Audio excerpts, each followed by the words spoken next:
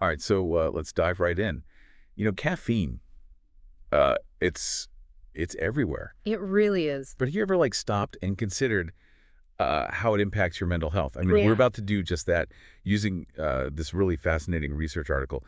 It really goes deep into caffeine, like specifically within a psychiatric context. Yeah, and what's interesting is that most of us wouldn't even think twice about grabbing a coffee, right?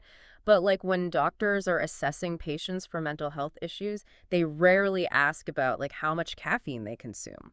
That's pretty surprising, isn't it? Mm. Especially considering, I think it was Balzac who said this coffee falls into the stomach, ideas begin to move, similes arise, the paper is covered. Mm. Back in the 1800s, he clearly knew that caffeine was powerful stuff. Yeah, he did. And his observation kind of highlights this really important point.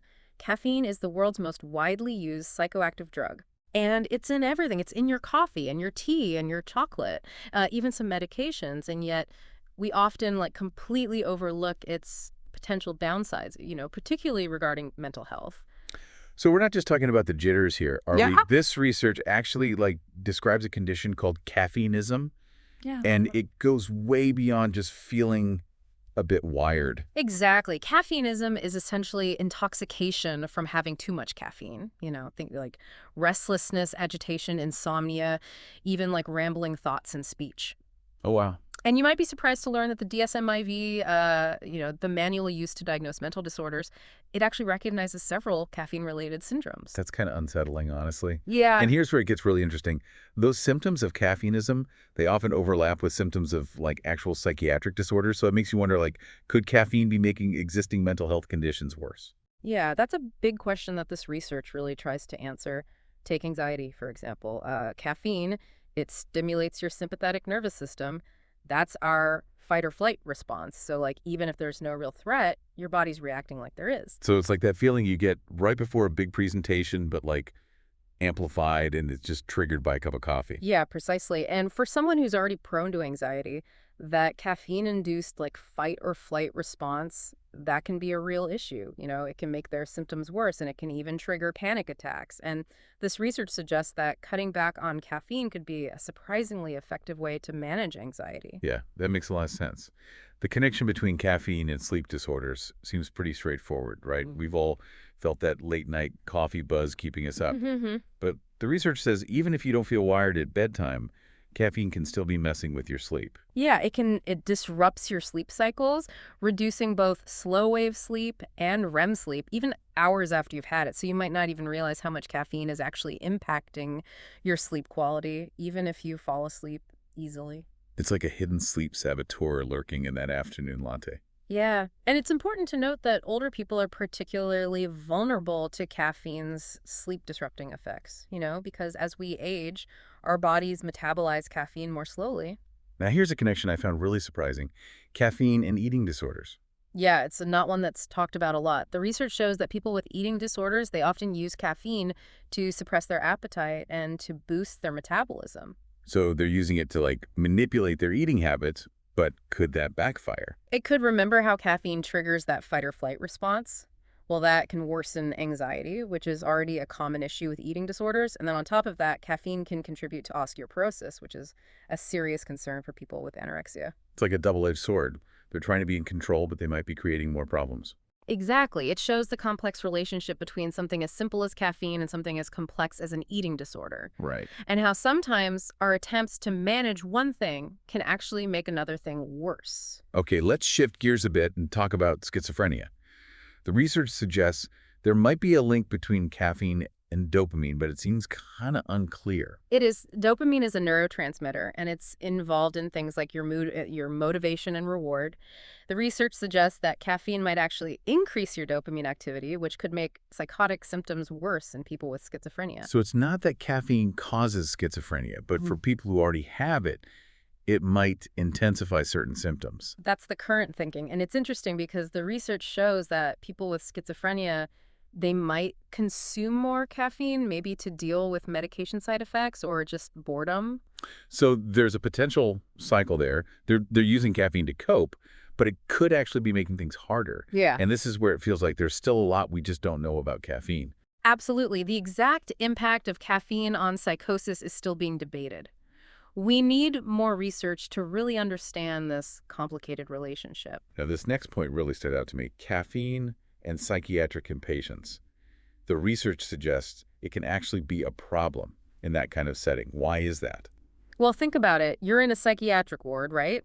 You're probably experiencing heightened emotions, you're feeling vulnerable, and then you add caffeine into the mix, which triggers that fight or flight response. It's like adding fuel to the fire in a setting where things are already really emotionally charged. Exactly. Several studies have shown that caffeine can actually make anxiety, hostility, and even psychotic symptoms worse in psychiatric inpatients. And this raises an important question. Should decaffeinated options just be standard practice in these settings? It seems like such a simple change that can make a real difference for people who are trying to recover. It really shows how something we see as harmless can have a much bigger impact, especially in a sensitive environment like a psychiatric ward. Okay, before we go on to talk about caffeine's interactions with medications, let's take a quick pause. We'll be right back to continue exploring caffeine's surprising effects on mental health. Welcome back to the show. Before the break, we were talking about some of the unexpected ways caffeine can impact mental health, especially in a psychiatric setting. Right. So let's get into how caffeine interacts with medications. Yeah, this is a super important point. It's like you've probably experienced this yourself, that feeling of needing more and more of your medication to get the same effect. Right. Well, caffeine can actually mess with the effectiveness of certain medications, like it can reduce their impact. So it's not just about side effects, it's about whether the medication's even working properly. Are there any examples of these interactions? Oh, yeah, definitely. One example is hypnotics. Those medications used to treat insomnia. Okay. Caffeine can actually work against them, making it harder to fall asleep and stay asleep. That's ironic, isn't it? So many people use caffeine to wake up and then they have trouble sleeping. Yeah, it is. And it highlights how important it is to understand how even things that seem unrelated can interact in our bodies. Yeah. And there's also research suggesting that caffeine can make the side effects of some antipsychotics worse, like clozapine. And earlier we talked about how caffeine might affect those reward pathways in our brains. Does that tie into substance misuse at all? That's a really interesting connection. The research actually looks at that. Okay. Some studies suggest that caffeine might be priming the same reward pathways that are involved in cocaine addiction, Right. potentially making people more susceptible to substance misuse. So it's like caffeine kind of sets the stage, making those pathways more sensitive. Wow, that's a pretty significant implication. Yeah. Makes you think twice with that extra cup of coffee. Yeah. So given all of this, should we all just give up caffeine entirely?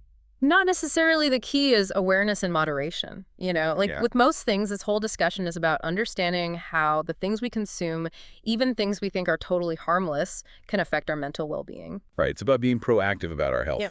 both mental and physical. So let's talk about some practical ways we can manage our caffeine intake. Where do we even start? I think the first step is just paying attention to how much you're actually consuming. Okay. Because a lot of people underestimate their intake, especially if they're getting caffeine from different sources throughout the day. I know, I've done that, coffee in the morning, some tea in the afternoon, maybe a little chocolate after dinner. It all adds up. It does, and it sneaks up on you. A good way to get a handle on that is to keep a caffeine log, like a food diary, but for caffeine. Okay. For a few days, write down everything you have that has caffeine, how much and what time of day. You'll be surprised how those small amounts add up. It gives you a clearer picture of what you're actually dealing with. Okay, that sounds really helpful. Mm. So once you have that baseline, how do you know if you need to cut back? Like, what are some warning signs to look for? Good question. The research highlights a few things to consider, like if you have constant anxiety or you're having trouble sleeping or if you're dealing with an eating disorder, Right. it's worth looking at whether caffeine could be playing a role. It's like keeping a food diary if you have digestive issues. Yeah. But this is for your mental well-being. It makes sense. It's about connecting the dots between what we consume and how it makes us feel. Exactly. And remember, everybody reacts to caffeine differently. Right. Some people can drink tons of it and they're fine. Other people have one cup and they're bouncing off the walls. So pay attention to your body and your mood. Okay. If you notice that you're more anxious, you can't sleep, or if you have other issues after having caffeine, it's probably a sign that you should cut back. It's all about finding that balance that works for you. This whole conversation has really changed how I think about something I used to just take for granted. Yeah. So for people who do decide to cut back, is there a way to do it safely and effectively? One of the biggest mistakes people make is going cold turkey. It's much better to gradually reduce your intake over time. It can help minimize those withdrawal symptoms.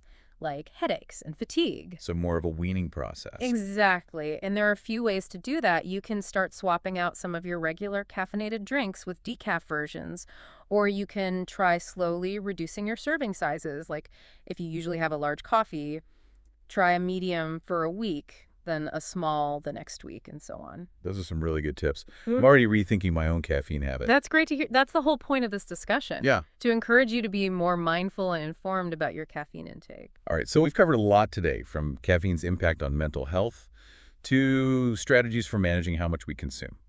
So let's move on to our final point for this episode. Okay, let's wrap things up with a thought-provoking question for our listeners to think about. With caffeine being such a big part of our lives, maybe we need to start seeing it differently. Okay. Like instead of just a harmless pick-me-up, should we be more aware of the potential downsides, especially for our mental health? That's a really interesting point. Yeah. I think this whole conversation has definitely made me think more about my own caffeine habits. Yeah. It's easy to just assume that it's just coffee. Yeah. It can't be that bad. Right. But the research says otherwise. It does. It challenges us to really rethink our ideas about things we take for granted. Just because something's everywhere and everyone does it Right. doesn't mean there aren't risks. And those risks could be even bigger for people who are already struggling with their mental health. Absolutely. This research really highlights how important personalized healthcare is. Hmm. What works for one person might not work for another. We need to pay more attention to how our bodies react to things like caffeine and how that interacts with our mental and physical health. So what's the main takeaway for our listeners today? I think the biggest takeaway is just being aware.